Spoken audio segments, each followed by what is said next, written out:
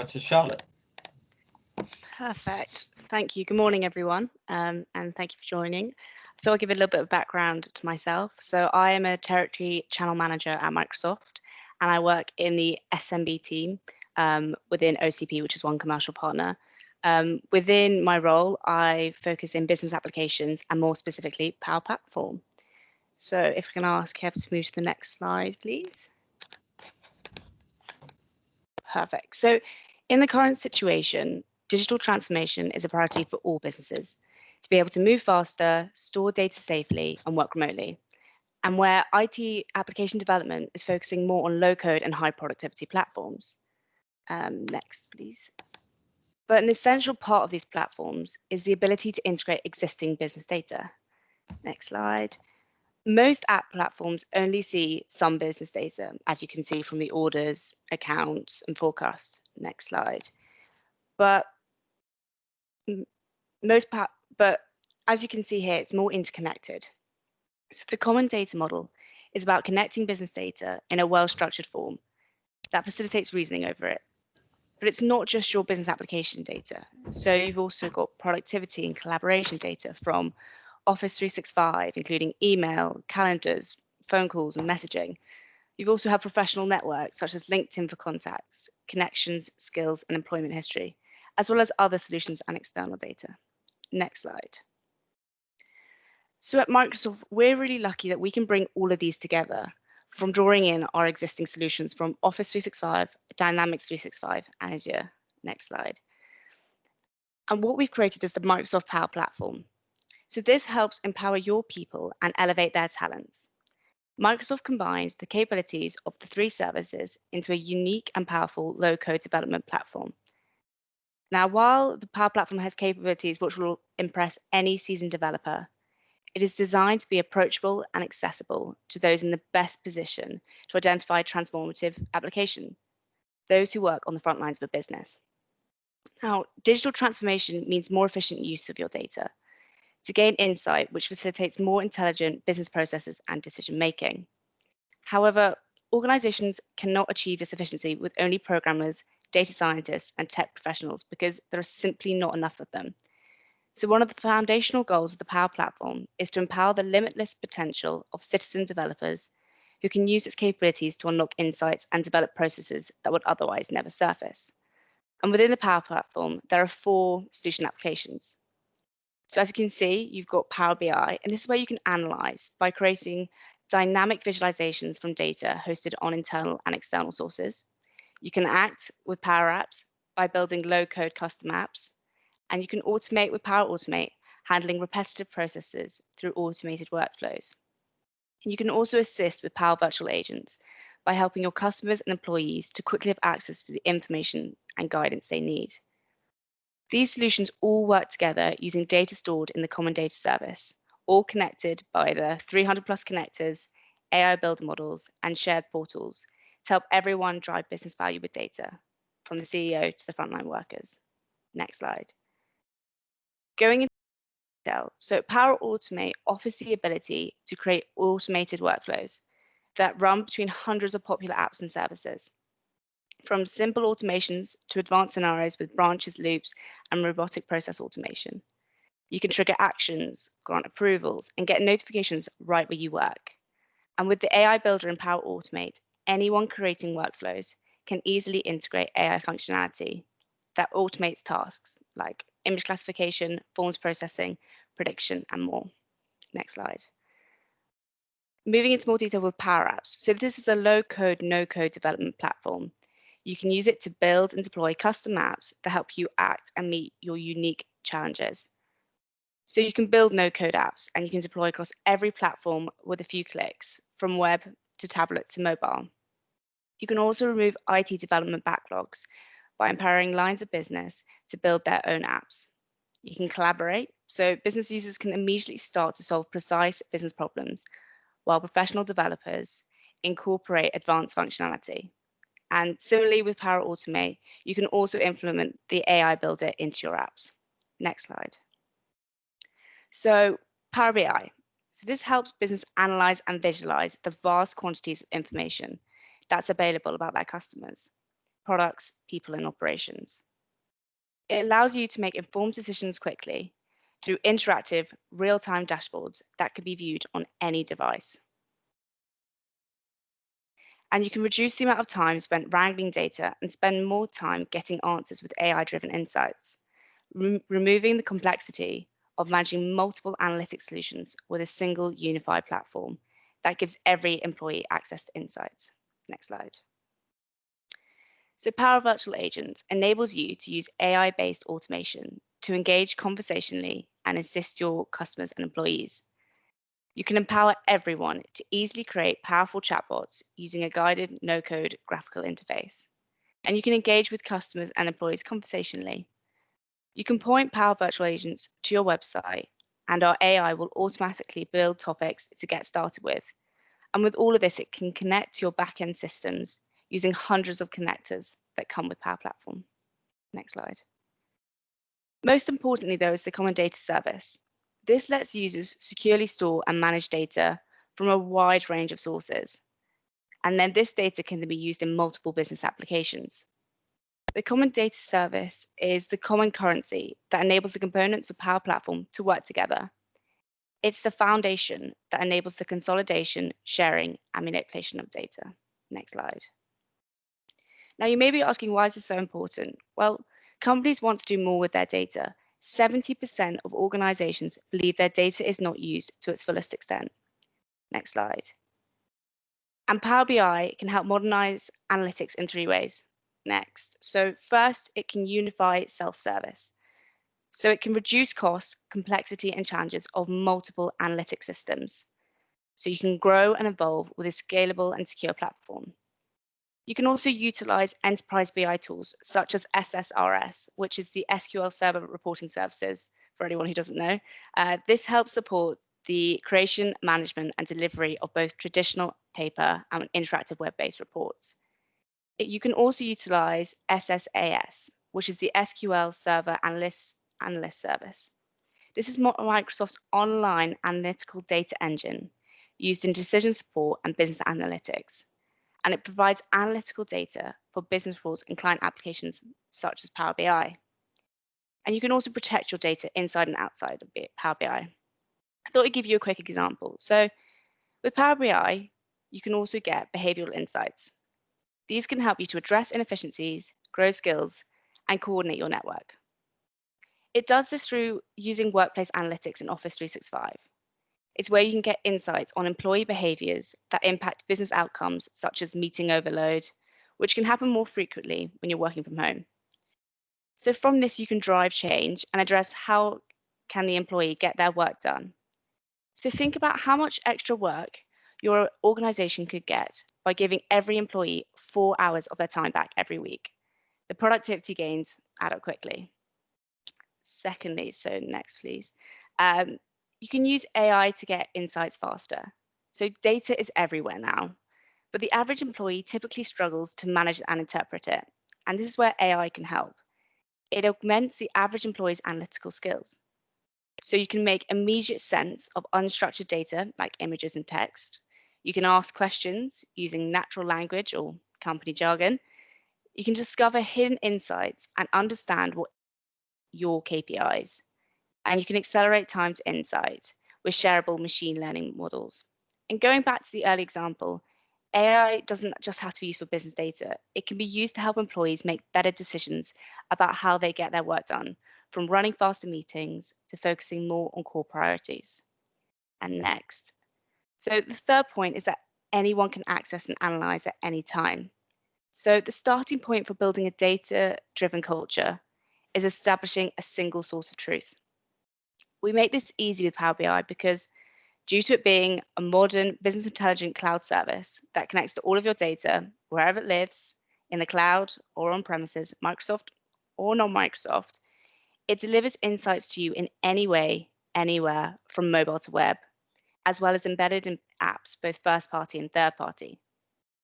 There are also versions that allow you to quickly look at differences, auditing and rollback, allowing you to confidently manage the single version of the truth. The next step from this is to make it easy to analyze and explore data, and then share it out seamlessly. We do this with Excel. which allows you to ask questions at the pace of your business transformation, which some of you might use daily. Sometimes it's easier for us to spot trends and outliers when data is presented visually, and Power BI makes visualization simple and easy. Sometimes we want both. So with Power BI, it integrates natively with Excel, so users can easily deep dive into visualizations from Excel and vice versa. Now, all of the visualizations and dashboards you create in Power BI and Excel can be programmed to update in real time so that you can react to opportunities and threats as soon as they appear. And lastly, with the growing importance of teamwork in the modern workplace, it's critical that teams can collaborate in data in real time. And with Power BI and Excel, both integrate natively with Teams and Office 365, making it easier to create consensus based on data. And all of these capabilities add up to a better, faster decision making. Think about how much faster your business could move with decisions made in hours or days rather than weeks. Next slide. Again, this is important because organizations will need to develop a data culture, creating an environment where every team and every individual is empowered to do great things because of the data at their fingertips. In a data culture, everyone benefits when more people can ask questions and get answers, and where the entire effectiveness of an organization can elevate. This is especially true when every employee can harness the power of data once only reserved for data scientists and tap into the power of natural language, self-service business insights, and visualization capabilities. And with the right tools, insights can come from anyone, anywhere, at any time. And when that happens, organizations develop what we describe as a data culture, paving the way for innovation and agility within organization. And on that note, I would like to hand over to Chris. Brilliant. Just before Chris jumps in, Charlotte, I think whilst he's unmuting himself, that's really useful. Really, was what bits I learned there. But I do think the next virtual agent I need to create is clearly the one that sits there and listens to next slide so that I click it in a timely way. I think that's a good upgrade to Teams, that one. With that, I'll pass over to Chris. If you'd like to quick intro, Chris, and then take it away, please. Yeah, sure. Morning, everyone. My name's Chris Pont. I'm CEO here at IJYI. For those of you that don't know us, we're a software delivery, data and BI consultancy. We've been in business for just over 6 years now. My background is as a consultant mainly for blue chip organisations, many of which are financial services such as Willis Towers Watson as it is now, and Aviva. So I'm going to talk a bit about how we've used Power BI within IJYI to enable us to have access to up-to-date data and to help manage the organisation. So we, like many businesses, we started tracking metrics to inform our board about the process, the performance of the business. And like many businesses, the metrics we chose were all centered around financial measurements. So revenue, gross profit, net profit, overhead levels, etc. Now, these financial metrics can overemphasize the short term, and really to drive success in the long term, we need to take a bit more of a balanced view. So back in the early 90s, Harvard Business School developed the balanced scorecard to address this. Next slide, please, Kev. So although we still have the financial perspective, so how we appear to our shareholders, we also have the customer perspective, so how we appear to our customers, the internal business perspective, so what processes we need to excel at, and the learning and growth perspective, so how we sustain our ability to change and improve. And these can all feed into each other. So, something you put in place at the learning and growth level, that can obviously improve business processes, that can then make us look better in front of our customers, and ultimately improve our financial standing. So, they can all interact with each other. So we decided on KPIs for each of these perspectives, and which data source they came from. And I think it's important to work out here what you need to measure, and then look at where you can get that data from, rather than simply looking at a data source, something like Xero, for example, and saying, okay, what can that give us? It's much better to take the approach, what do we need to measure? Now let's try and find out where we can get that data from. So we put emphasis on automating as much of this as we possibly could. Any manual actions often meant that updates are forgotten or other things get in the way, which means that the data isn't as up to date as we'd like it to be. And then ultimately soon those reports become less and less valuable. I'll show you an example of that in a bit. So let's take a look at where we gathered the data from. So next slide, please, Kev. So here's sort of a brief diagram of where we got our data from. There's various different sources here that can inform us how the business is doing at a high level. So some of those data sources plug straight into Power BI, either natively or using something called OData, which is a sort of a web data standard. Some required a bit more work. So Zero, for example, that can work directly with Power BI straight out of the box in the form of an app. And we'll explain what an app is shortly. But to get the level of data that we needed and to get it working with other data sources, we needed to write a small custom connector. Now, they're not very difficult to write if you've got any experience with a bit of code, but to get that to interact in the right way, we needed to put that in place. And that's where it's important to have someone that understands not only the business domain, but the structure of the data to enable you to extract that data, the value from it. So we needed somebody who understood at a reasonable level some financial data, but also how that financial data was structured within what Zero was giving us through the API.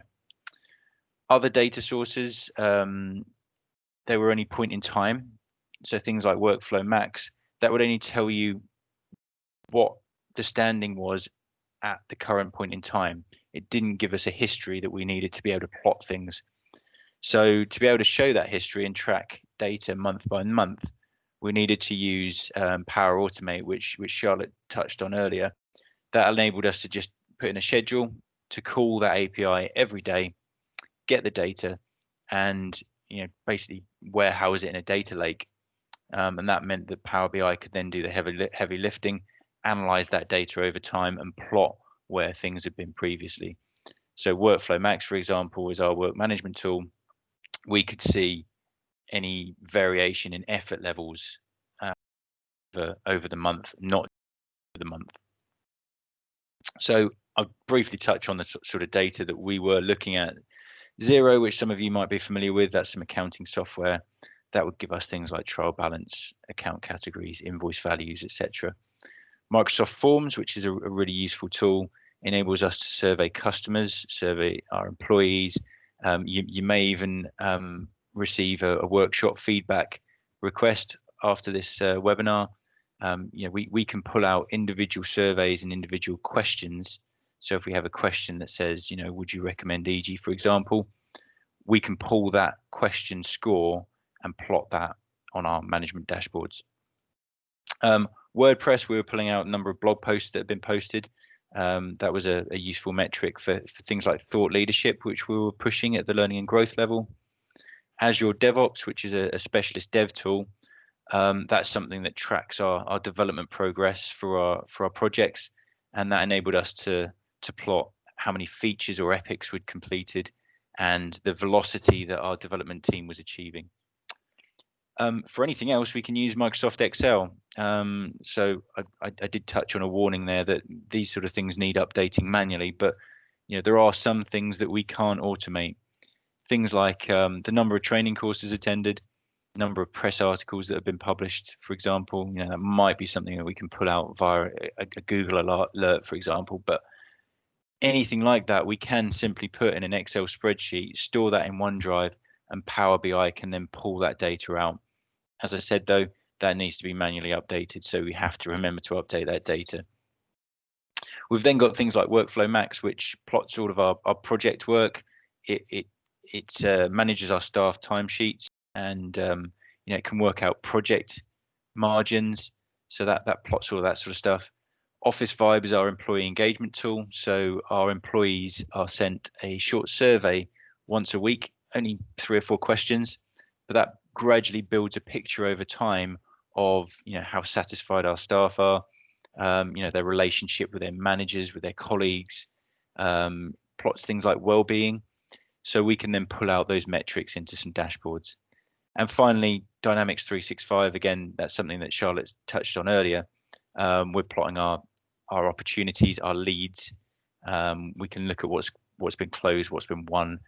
It even manages marketing activity now, so any engagement work, any emails that go out, any events that get planned, all of that sort of stuff, customer journeys, we can plot all of that sort of stuff. That's all going through Power Automate though, so that we can get that history over time. So next slide, please. So a quick look at the sort of thing that's been produced. The learning and growth report is probably the easiest one to put up. You can see on the left, we've got the 4 different so customer, internal business, and learning and growth.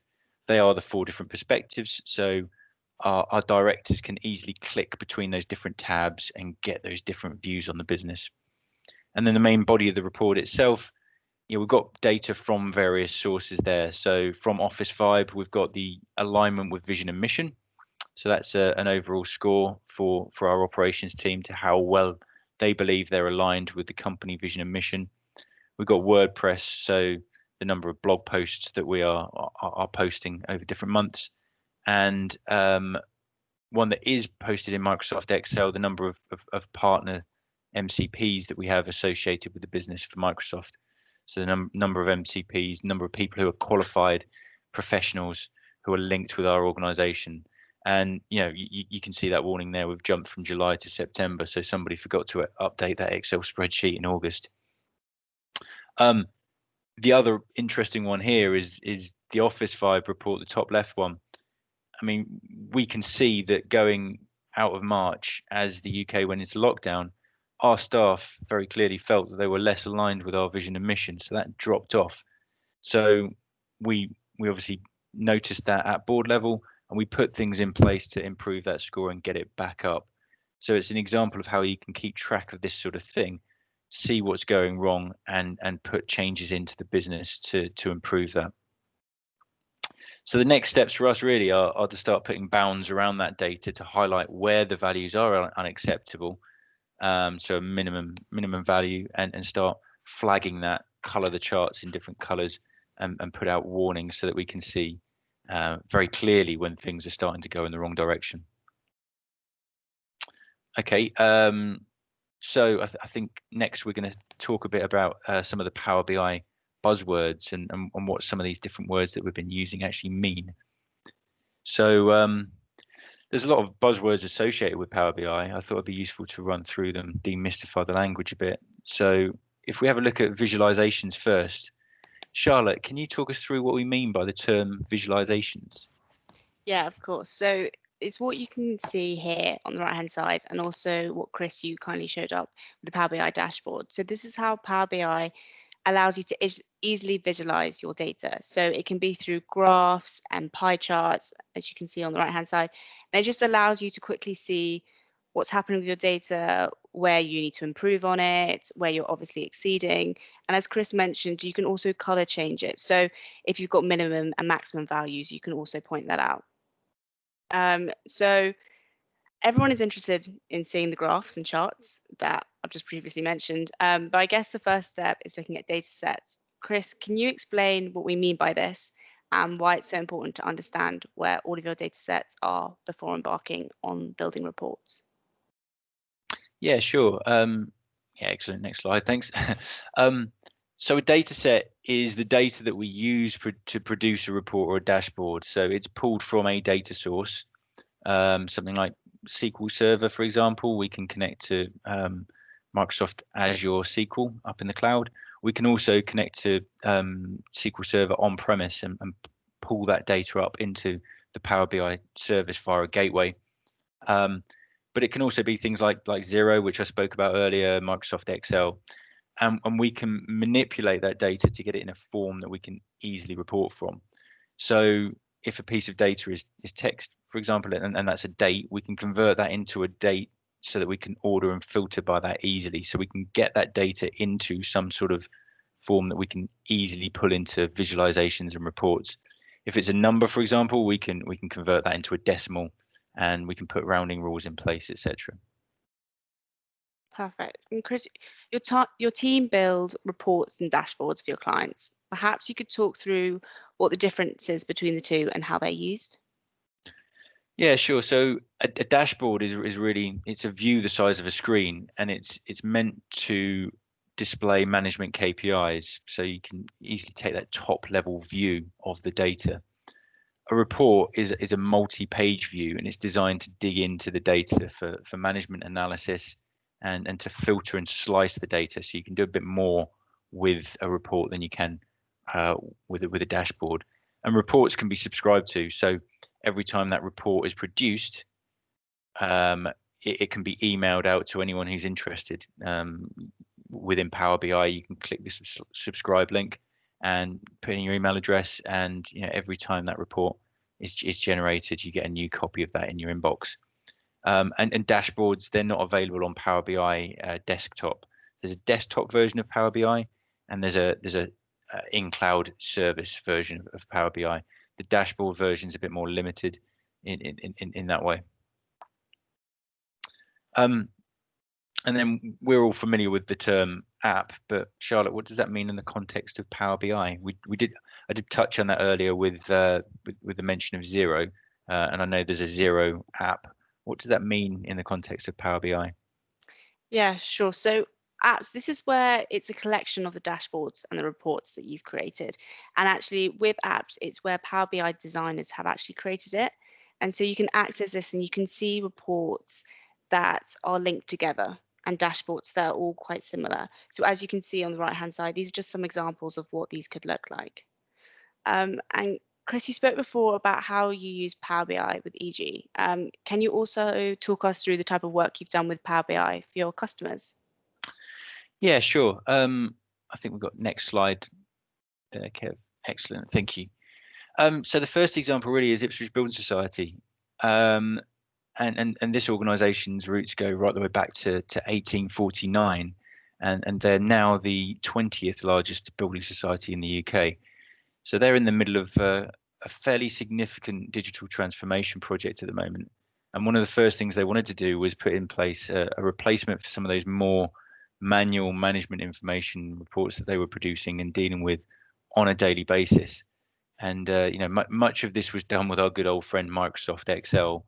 But I think based on recent news, Excel's not, it's a great tool, but it's not built for some of that more heavy lifting that many organisations use it for. So the first thing we did with Ipswich Building Society was to run a discovery project to understand the current environment, the business process, and the risks. So understand what we were dealing with. And we produced a report off the back of that. And we then put in place sort of some quick wins. So anything that we could do to free up some of the stakeholders' time to work with us to produce the more detailed part of the project. So once we'd done that, we were using some of the cloud tools from Microsoft Azure, the Microsoft Azure data services, and that included Data Factory and SQL Azure. And we used that to pull some of the data up into the cloud, into a data warehouse. And then Power BI was then used on top of that to create a whole suite of dashboards and reports for various different business units and for their board. And they had a whole roadmap of future reporting capabilities. So it wasn't just confined to the bounds of the project that we were doing for Ipswich Building Society. They then had this whole roadmap going forwards of what they wanted to put in front of their staff to enable them to work more effectively. And then we did a knowledge transfer exercise. So Ipswich Building Society wanted to be self-sufficient once this project was complete, or at least reasonably self-sufficient. So we provided some training to then allow their staff to work with the data sets that we mentioned earlier. So that's why it was important to get those data sets into a real easily understandable form, so that other people could then look at those data sets, understand them, understand what the data meant, and produce reports and dashboards for themselves. So that's still being rolled out within the society. That's already having a huge effect, and it means that there's a huge amount of time that's been saved by Ipswich Building Society staff in sort of pulling data out of SQL Server and shepherding that around inside Microsoft Excel and they know that the data is now consistent and less prone to mistakes because it's pulled directly from the data sources. Next slide, please.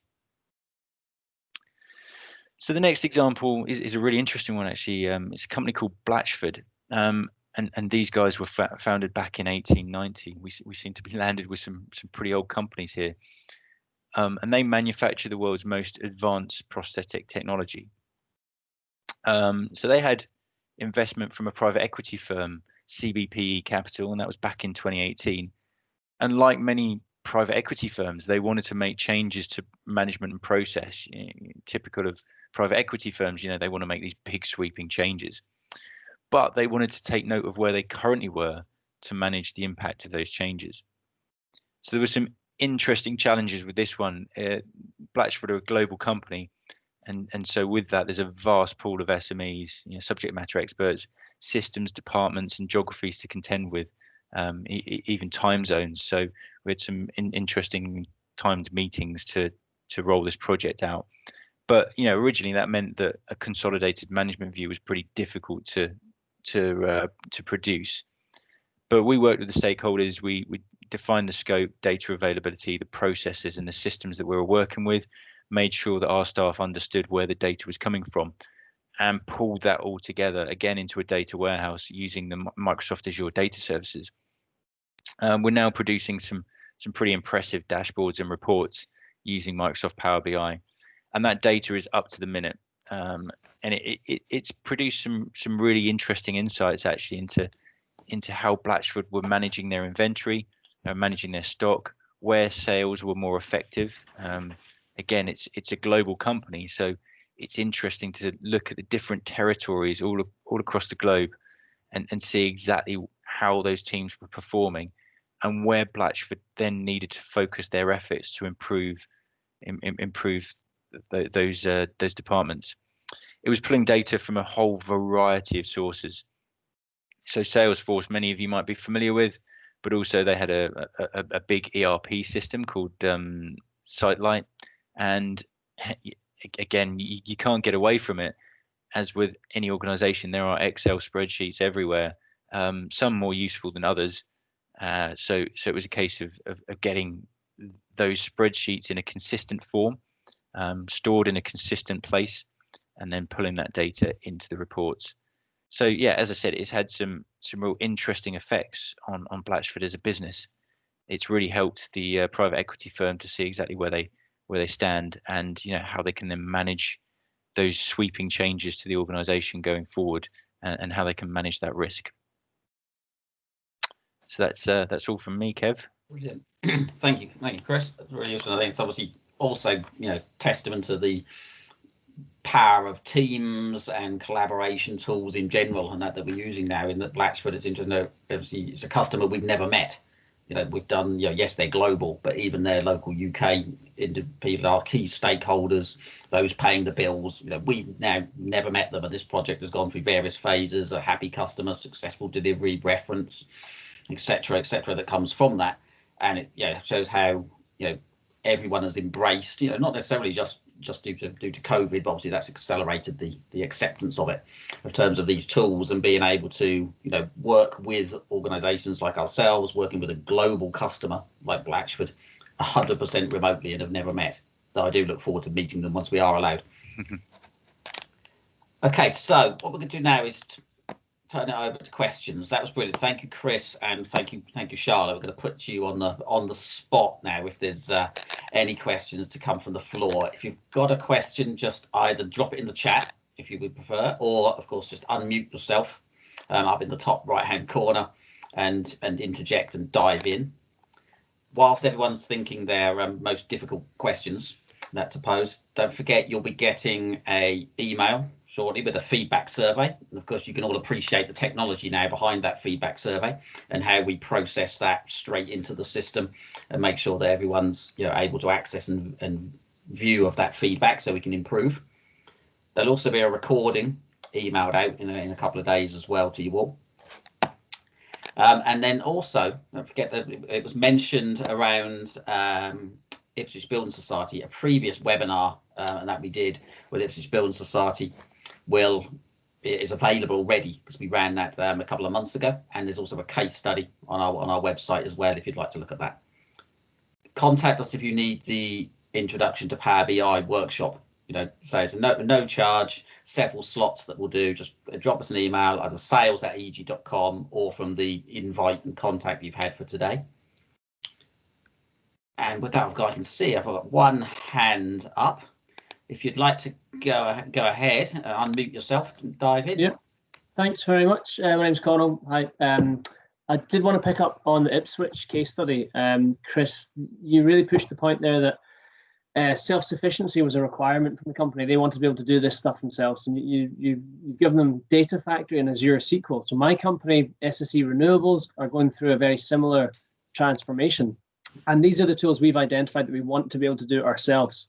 So can you say a bit more about how you did that knowledge transfer? Was it difficult? And yeah, any advice on that would be good. Yeah, I think the knowledge transfer was more around producing the reports, and so we've produced these Data Factory pipelines, and obviously warehousing that data.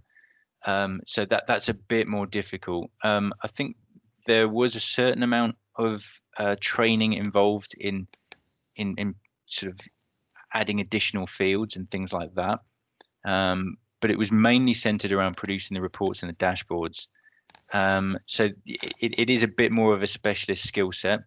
Obviously, there's a certain amount that people can do if they understand a bit of Transact SQL, and they understand where the data sources are. And some of the tools are a bit more easily used within Power BI. I think the tool set itself is fantastic, but it really depends on the client really, and the roles that they have in house to be able to tweak those data sets. Obviously the good starting point was to just get the data sets into a good form that was easily understandable. That a reporting capability was reasonably self-sufficient, and anything more difficult than that, I mean, we run sort of a data support desk with an EG, and so some of that sort of stuff goes through as a bit of a small change. Yeah, got you. Okay, thanks. No problem. Thank you for that. Really good question. Any more questions from the floor? Can't see any more hands up, but just feel free to unmute if you'd like to dive in. Okay, Sam, go for it. I would have asked that same question actually. So I now work as a digital advocate, and that work involves essentially demystifying, building people's confidence around using technology. So I think most of it is the kind of behavioural side of it, as people accepting it, understanding it, having the right type of brain to be able to process that information. I suspect most of the people on this call love data and enjoy it. That's not true everywhere. So I suppose my second half of that question is, I, as you know, Chris, have always had an issue with the fact that software sales are not always regulated. So I often go in as a digital advocate and work with a client who has been sold software that doesn't do what it needs to do. It's often proprietary code, etc., etc. And there's no regulations to protect them. So do you guys think, I mean, is there any actions in place for that? So the sort of consumer protection side of this, because I'm a big Microsoft fan. I've worked on this for a few years now, and this solves so many problems for so many people. They just don't understand it, and they're buying a lot of products that aren't really good for them. And I just see that playing out for quite a long time, and I don't know how we change it. Cool. That's a much wider question than the data side of things, I think. It's interesting. You have this across all industries. It's not just technology. It's various different industries. I think the problem with technology is some of it is quite a low barrier to entry, and therefore people believe they understand the extent of what they're buying, and in many cases they don't. It's a difficult one to answer really. And I don't think there's any easy answer to it to protect the consumer. I think my advice would be make sure you understand exactly what your needs are. You go in eyes wide open. We often get clients who come to us with a few bullet points in terms of their requirements, and we most of the time will then take them through sort of an inception workshop process where we will help them flesh out those bullet points and make sure that we tease out as many of those requirements as possible. Sort of a process of requirement elicitation, because there's so many things that people haven't thought of when they enter these projects. And it's just a case of us asking the right questions and making sure that we understand the risk from a delivery side of things, but we also make sure that what we're delivering is going to meet the needs of the customer, and that they have thought of the important parts of that project before we start.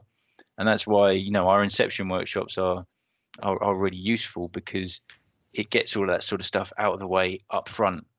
It makes sure that before we kick off anything, we understand at least the bigger building blocks of what we're attacking. I don't know if you've got any other insight into that, Charlotte.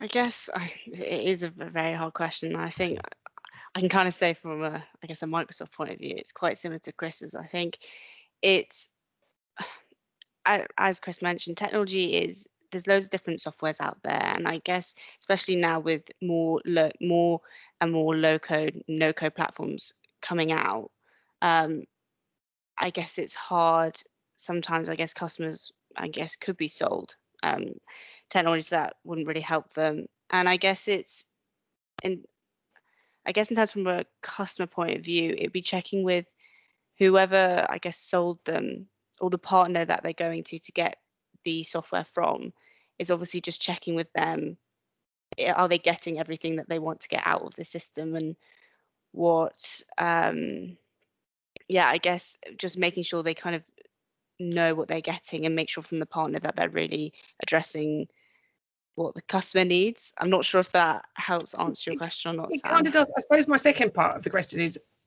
I think as a sector, we should be fighting for sort of like a trading standards equivalent. There aren't many other industries that get as far as we are, or that don't have some consumer protection. And that, I think, is where, as an industry, that we almost need to sort of ask for it, which seems like a weird thing to do, but to protect our consumers. So you guys know I've been beating this drum for a long time, but I do feel like it's something that I love this, and it makes so much sense. But then I have equal fear of thinking, oh, there's going to be a lot of people reselling this, and what gets sold will not be great. And that's really difficult, because you guys are amazing, and you know that's it. But my estimation is generally that about 30% of what gets sold, certainly in back end software, in the internal software, is brilliant. There's also then a lot of stuff that's it's sold for selling sake as opposed to for the needs of the user. So yeah, amazing. No, great answer. There isn't really an answer, but we'll keep clicking away. Thank you very much. Just to add to that then, Sam, I mean, my main point there would be, don't make any assumptions if you're a consumer. If you're starting one of these projects, don't assume that something's there. If it's a requirement, make sure it's explicit in that it needs to be there, so you don't get to a certain point down the road and have made an assumption that the piece of functionality that is absolutely essential to your project suddenly isn't within scope. Okay, brilliant, great question. Thank you, answer. I think we've got John waiting to ask a next question. Yeah, I'd stuck my question in the chat actually, and I put that I know data sharing is good, and that data sharing culture, but in many industries, data is a differentiator between various people in the market. So how easy is it to deliver role-based access control when using Power BI in your experience? It's probably a good one for Charlotte, actually, if you've got any details on that. Gosh, it's a hard question. I think I personally am not a technical specialist in this, so I can ask my team for it, unless Chris, you know the answer to this, but I can always feed back to you, John, later on. I can send you an email, unless Chris can answer this question. I mean, effectively, yeah, like the dashboards are running under the permission of the account that signs into the data source. So within the Power BI service, when you create a report and you add in a data set, it will ask you for the accounts that you're using to log into that data set. So for some of the data sources, for example, like Xero, that's using some of our higher level admin keys to get to the underlying data. So it's important that you sort of understand that, and that you're giving people access to the data that they're allowed to access. Obviously, there's ways of abusing that, and especially when you start looking at things like drill downs, where you can drill into the data, or potentially when you're looking at things like sales territories, when you've got some fairly protective salespeople who don't want to give other territories insight into what they're selling and how they're selling it. Obviously there's things around that, but we can dig into this question a bit after the webinar if that's something you want to discuss. Great, thank you. Brilliant, thank you, John. Yeah, we'll come back to that, and it might be a good session, a good topic for the Power BI workshop that obviously Tim, as I mentioned, our guru in this space, who's unfortunately not available this week. Otherwise, he would have been probably on here today and could have fielded that question for you. But we'll get him to follow up directly, one-on-one with you, John, around that one. That's great, thanks. Thank you. Okay, conscious time. We've still got about a few more minutes. If anybody's got any other further questions, I can't see any hands up, but feel free to drop it in the chat or dive in on the call. Just give it a moment or so and for anyone to come in. No, I think we've had some great questions there, far better than I would have thought up a few to put them on the spot, but I think those ones have done it, so I don't think I'll be nasty and pick up any of the ones that I've got scribbled down on here now, in interest of time. Again, thank you, Chris, thank you, Charlotte, and thank everyone for attending today, and also for some great questions that have get the team on their toes. Recording will be out, I say, in the next couple of days, along with the feedback survey. Please do the feedback, because we're now looking at planning our next sessions of webinars to come up over the coming months, probably post Christmas now, as on the news today it says Christmas isn't cancelled after all, so we can carry on with that. And everyone, have a great day. Thank you very much for attending. Thank you. Thanks, everyone. Thank you. Thank you.